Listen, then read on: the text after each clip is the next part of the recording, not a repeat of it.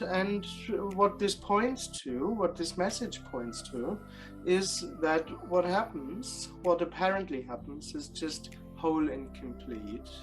It's everything in that sense. There is no deeper or hidden reality. There is nothing else to be found. There isn't there isn't a separate reality that is more valuable, so to speak. That's what the person hopes, that there is a deeper reality, an absolute reality, or that what happens carries meaning or is important, or stuff like that. But that's dreamt. What happens is exactly itself, and by being so, it's whole and complete. There isn't any additional or hidden reality. The idea that there is comes from an illusion, and the illusion is I am, so to speak. I am something. The experience to be something that is present. In a way, the person is a hidden reality. In a way, the person itself feels as if it's extra, as if it's something that's kind of hidden, but that is also there. So all its ideas about there being an absolute hidden reality, a god or a source or something, is actually a projection that comes from its own experience. Because its own experience is I'm there, but but no one sees me. So so this idea of there being a stable, continuous reality is coming from the personal experience, because that's exactly how the person experiences itself. I exist, I am something that is real, stable, continuously happening. I exist. So that's the dream. There isn't anyone. No one has to be achieved. Nothing is lost. This whole impression of I've lost something and I have to regain paradise or something belongs to the same dream. It's all part of the dream. So there is no teaching, there is no path, there are no steps and all those things. There's just what apparently happens. Timeless, spaceless, whole and complete. So what's being suggested is that there seemingly is a contrast between addiction and connection. It's often discussed as it appears that individual can develop addictive tendencies towards like a myriad of stimuli, from substances like drugs, cigarettes, alcohol, to like gambling or shopping or getting addicted to social media. The spectrum of addictive inclinations is broad. Even seemingly positive pursuits like relationships and spiritual endeavors can become very addictive, with individuals immersing themselves in constant and social interactions or endless spiritual practices and teachings, even non-teachings.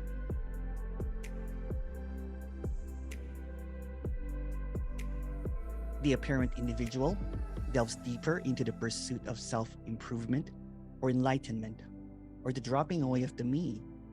The addiction can shift, seemingly manifesting as an insatiable craving for a spiritual growth or a relentless quest for understanding the unknown. Ironically, the pursuit of freedom from addiction can itself become very addictive, as individuals obsessively consume content, attend meetings, or engage in practices in a perpetual quest for fulfillment.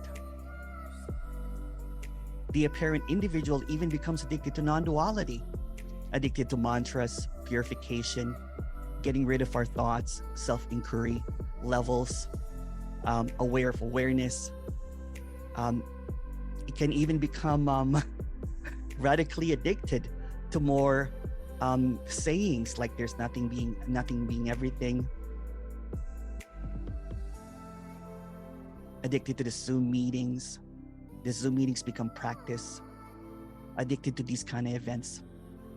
Addicted to trying to figure out what a speaker or a teacher is saying, addicted to the language of the message, addicted to preserving the message, addicted to what's being said over and over again, listening to what is being communicated, addicted to the carrot, addicted to the no carrot, addicted to there's no one here, addicted to the idea of anything that seems to come from anyone's mouth, addicted to authority. But seemingly the root addiction is the addiction to the me, the character, the original I thought, the addiction to the I addiction, to what is coming and going. So the underlying root of these addictive tendencies often lies in the attachment to the apparent self, the I, the me, the mind, whatever you might want to call it, manifested through the addiction to the thoughts, the sense of I, and the constant seeking of transient experiences, addiction to the glimpse. That's a big one. Despite the efforts to address the addiction, the cycle can persist, with attempts at treatment sometimes merely leading to the substitution of one addiction to another. Addiction to the saying that it's hopeless, although it's hopeless, trying to satiate an addiction over and over again. So these talks are illuminating that addiction, not a cure, but a clarity of what seems to be happening.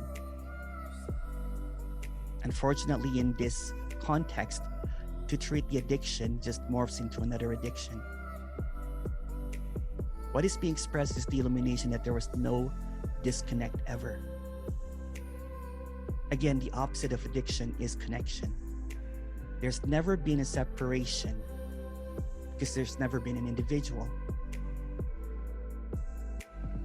And that in itself can also be an addiction of trying to figure out what's being said here. So in this context, discussion around addiction serves not as a cure, but as a means of clarity on the nature of this apparent human experience, to illuminate the inherent connection between all aspects of this apparent existence and the illusion of separation, perpetuated by the concept of the individual self.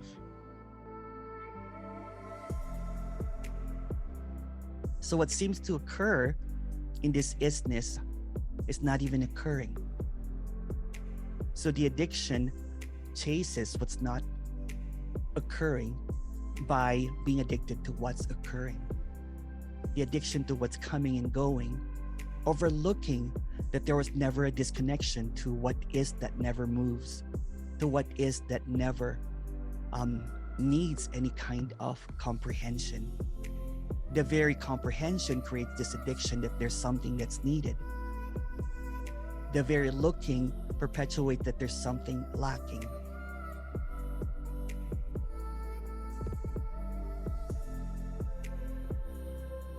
And it just goes in a cycle over and over again. And it jumps from one addiction to another, to another, to another. Akin to the hoarding of things, the hoarding of belief systems, the hoarding of ideas, ideologies, the hoarding of non-duality.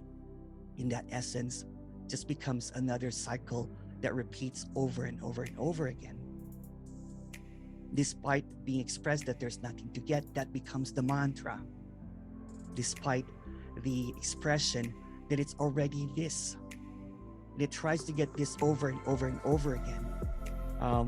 I've talked to several people about them watching videos of particular speakers 10 hours a day.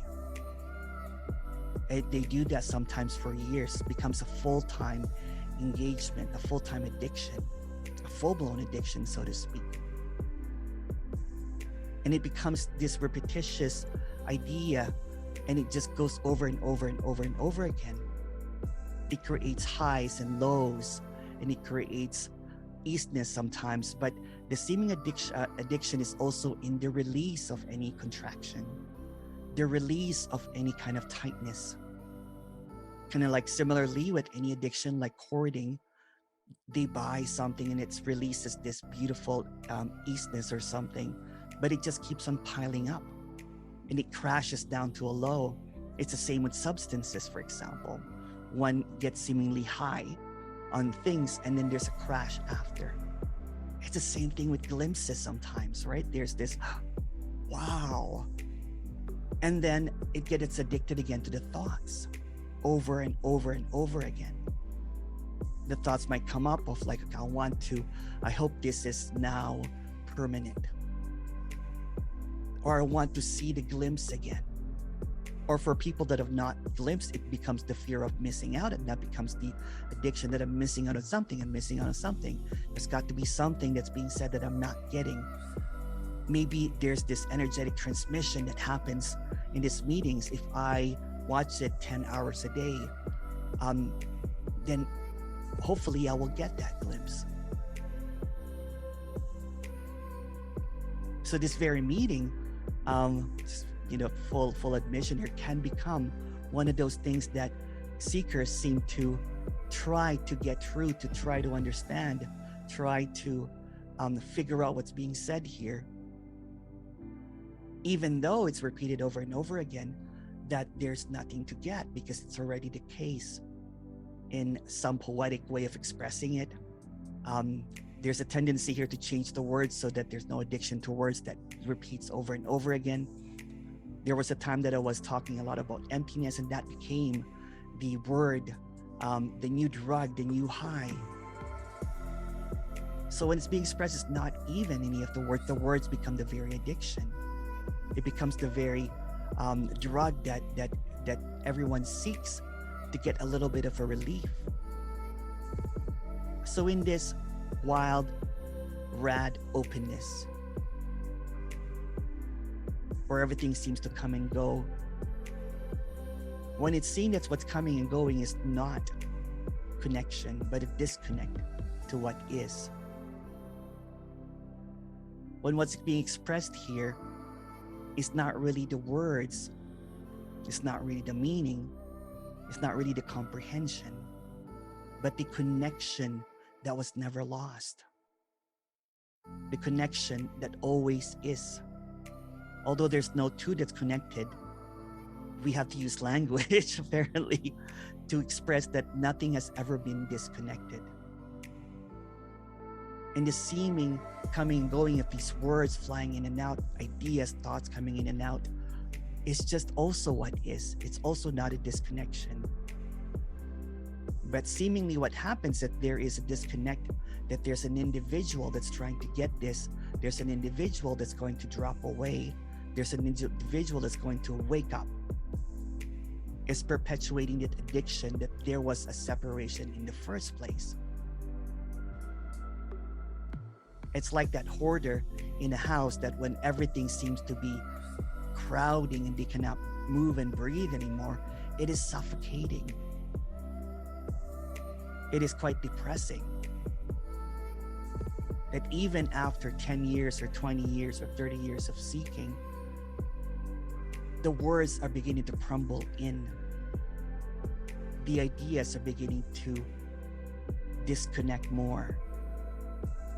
Then all of a sudden, the apparent addicted individual cannot relate to their family anymore. They're focused on their seeking. Again, what's being expressed here is that there's nothing that's ever been disconnected. Nothing has ever been disconnected. It's always been this. What's being expressed is this, meaning that there's no two, there's no separation, there's no you and I. And seemingly all these words seem to be empty.